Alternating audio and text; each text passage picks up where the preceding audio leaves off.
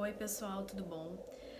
Eu resolvi fazer uma série de vídeos para responder as perguntas que eu tenho recebido. Eu acredito que essa é a minha maneira de contribuir para a conscientização sobre o coronavírus. Percebi que algumas pessoas compartilharam os meus vídeos, meus stories, então acho que é importante eu vir aqui também. É uma oportunidade de eu me apresentar. Meu nome é Paloma Piscinini, eu sou bióloga, eu não atuo na área e moro em Milão faz um ano. Eu, assim como a grande maioria, eu fui pega totalmente de surpresa com o impacto do coronavírus aqui na Itália. Eu certamente nunca imaginei como isso ia refletir no meu dia a dia e muito menos o impacto, a dimensão que isso ia ter a nível global, né? E realmente, gente, a ficha cai de maneira diária e é um processo gradual. Por isso que eu consigo entender algumas pessoas que estão relutantes, pessoas que negam, pessoas que acham que é mentira, que é invenção, mas infelizmente não é. É algo que está acontecendo e eu penso que pelo fato de eu estar morando aqui no epicentro, onde as coisas acontecem com tanta rapidez, é importante eu vir compartilhar com vocês como é que está sendo esse momento e também compartilhar as informações que eu tenho coletado nesses últimos dias. Eu basicamente me informo através do Ministério da Saúde da Itália, Ministério da Saúde no Brasil, a OMS, que é a Organização Mundial da Saúde, através de artigos e estudos que eu tenho acompanhado, como o da Imperial College London e o JAMA, que é o Jornal da Associação Americana de Medicina, e também acompanhando cientistas, biólogos, pesquisadores. Dito isso, eu acho que nós temos que ter um fato muito claro, que é o SARS-CoV-2 é um vírus novo. O coronavírus é uma doença recente e é uma doença que está acontecendo neste exato momento. É muito difícil a gente chegar aqui e sair afirmando cenários. O que nós podemos fazer é, através dos estudos que estão sendo feitos constantemente, pegar esses dados e desses dados a gente criar possíveis cenários futuros do que será e como vai ser o cenário desta pandemia, né? Eu tenho observado muitas pessoas querendo comparar Brasil com Itália e eu acho que isso daí também é uma coisa muito problemática porque a gente está falando de situações bem diferentes e isso é em diferentes aspectos, né? A gente começa primeiro pelo próprio perfil do paciente. A gente está falando de faixas etárias, estilos de vida, de patologias, se o paciente tem ou não tem, a própria composição genética e também a gente não pode esquecer a densidade demográfica, né? Porque isso vai implicar na questão da propagação do vírus. A gente pega um dado na Itália, hoje, dia 30 de março, a gente identifica que a letalidade aqui da doença é de 30%. E aí quando a gente olha para o Brasil, a letalidade é de 2,8%. Só que essa informação eu tirei da última coletiva que foi feita pelo Ministério da Saúde, dia 28 de março, tá? A gente tem que entender que existem duas situações acontecendo. Primeiro, que na Itália nós estamos frente a um sistema de saúde que está colapsado.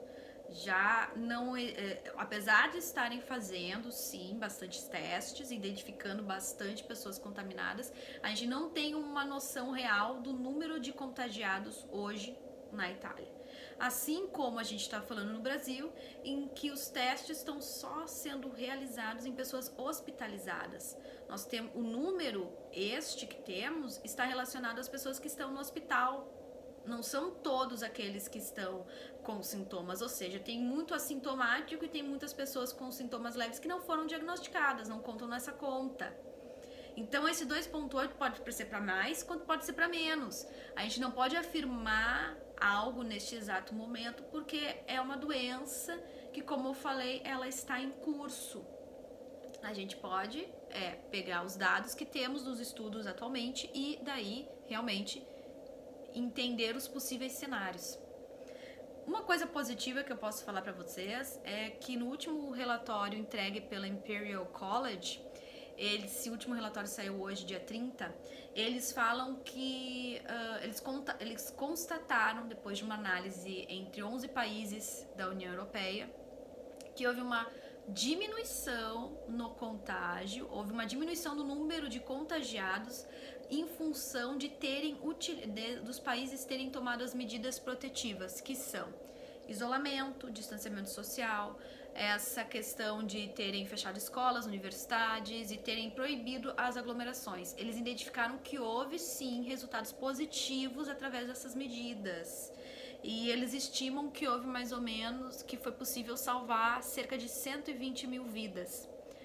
Com isso, eu acho que o que importa nesse momento é a gente buscar informações em fontes seguras, porque, como eu falei mais uma vez, a gente toma as melhores decisões e a gente também evita a questão do pânico, porque nesse momento a gente precisa ser muito racional e a gente precisa seguir as orientações e nós precisamos ser, sim, autorresponsáveis.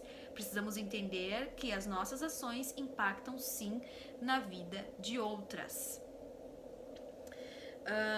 Bom, dando seguimento, eu recebi muitas pessoas me perguntando sobre como é que funciona a infecção, como é que é a questão dos quadros, e eu acho que é importante, então, ter um entendimento, né, que até é oriundo desses estudos, que 80% dos casos, eles são 80% das pessoas infectadas, elas vão apresentar apenas sintomas leves, tá? Esses sintomas leves, eles são desde dor de cabeça, febre, tosse seca, e existem pessoas que estão relatando a falta de paladar, a perda do paladar, a perda do olfato. E o que é o interessante da gente fazer é, quando começa a apresentar esses sintomas, a melhor coisa que a gente tem que fazer é um acompanhamento, é identificar como é que está sendo, se está havendo evolução ou não dos quadros, e aí quando houver a evolução, procurar um hospital. Se não for esse o caso, fica em casa, isolado, se preserve, e isso daí é a orientação que os ministérios estão dando, no sentido de existem duas situações aí. Digamos que você está infectado e no caso você apresenta sintomas, você está na verdade com sintomas de gripe. Você não está infectado com coronavírus, você está apresentando sintomas muito similares, porém esses sintomas são da gripe. Aí você vai para o hospital, não está com coronavírus, porém está num espaço que pode estar sujeito à contaminação. O segundo quadro seria, por exemplo, você está sim com coronavírus, porém os seus sintomas eles estão estáveis, deu uma leve oscilação e aí você resolve ir para o hospital. Nesse sentido, você está com coronavírus e você ainda pode estar infectando outras pessoas. Por isso que a orientação é, se não houve uma evolução grave nos seus sintomas, fique em casa, se preserve e se isole. Claro que também existem os outros 20%. E esses 20% são quando os sintomas se agravam. Os sintomas começam a se agravar quando a pessoa começa a sentir aquela dificuldade na respiração. E aí, nesse momento, é o momento de ir procurar ajuda e ir para o hospital, né? E é muito importante entender que o que mais preocupa nesses 20% é que normalmente a pessoa vai ter que ir para o hospital, ela vai ser internada e ela vai iniciar um tratamento. E esse tratamento pode durar, ele não é 1 ou 2, 3 dias, ele pode até durar semanas. E aí com isso, o que preocupa muito os governos, e isso, gente, em qualquer país, porque não existe país apto a atender 20% da sua população, toda ela infectada, precisando de tratamento, precisando de leitos no hospital. Não existe. Por isso, essas medidas restritivas, para que a gente possa diluir o número de infectados por dia e assim a gente consiga evitar o colapso do sistema de saúde. Por isso, a preocupação de fazer esta diluição e por isso a necessidade de fazer essa mitigação. Outra coisa muito importante que eu percebo que as pessoas não levam muito em consideração é o caso de pessoas assintomáticas. Pessoas assintomáticas são aquelas que estão com vírus, mas não apresentam sintomas. Elas sequer se sentem doentes. E muitos acham que elas não transmitem o vírus, mas sim. Essas pessoas, as assintomáticas, são vetores e elas transmitem a doença. E, de acordo com a pesquisa feita pela Science, 2/3 das infecções de coronavírus são dessas pessoas assintomáticas. Aí, nesse momento, a gente consegue compreender o porquê dessas restrições, o porquê que é importante testar, porque com teste que você realmente vai saber quem é que tem e quem é que não tem, e aí você separa, porque daí você evita o contágio, né? E, se não me engano, agora dia 30 vai ter uma outra coletiva feita pelo Ministério da Saúde, e essa semana é para chegar lotes para se fazer vários testes. Não sei como é que vai ser essa distribuição, hoje é que eles vão informar. Então vai ser um lote que vai ser possivelmente distribuído entre todos os estados, ou pelo menos naqueles que estão tendo surtos maiores, né, para realmente com esses testes tentar conter, né, o máximo que der. Tá, gente, vou falar agora que outra questão que eu acho que é muito importante a gente ter o entendimento sobre a linha do tempo da doença, entender o curso da doença. E eu vou fazer aqui uma média, tá? Isso daqui é uma média do que acontece normalmente. A pessoa contraiu o vírus, ela entre o segundo, 14º dia, é aí que ela começa a apresentar os sintomas. A média a pessoa entre o 4º e o 6º começa a apresentar os sintomas, e é nessa fase que ela começa a contaminar. Por quê? O vírus se instalou no sistema respiratório e aí a pessoa começa a ter os sintomas de tosse, de febre, e muito importante que a transmissão acontece pelo muco, pelas gotículas de saliva, por isso da questão do distanciamento. Aqui na Itália, por exemplo, a gente vai em qualquer estabelecimento, tipo supermercado ou farmácia, as filas são feitas nas ruas, e nós temos que manter um distanciamento de até 1 metro entre as pessoas, para justamente evitar esse tipo de contágio.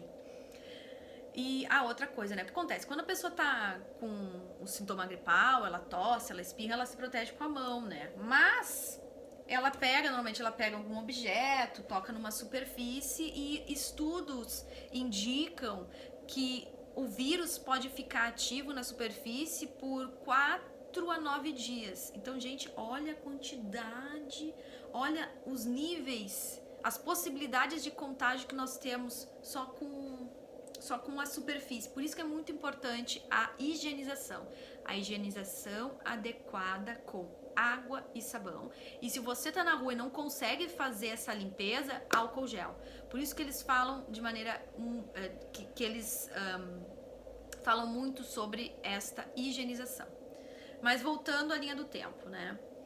Entre o 4º e o 6º dia, quando a pessoa começa a contaminar, começa a apresentar os sintomas. O agravamento desses sintomas vai acontecer entre o 12º, entre o 14º, é aí que a pessoa vai para o hospital e ela vai ser internada. Entre, digamos, o 15º, 19º, se caso o quadro se agrava muito mais, a pessoa vai ao óbito. Isso é uma estimativa daquela situação em que acomete 1% dos infectados, que é entre mais ou menos que leva mais ou menos uns 15, 20 dias para a pessoa realmente vir a falecer.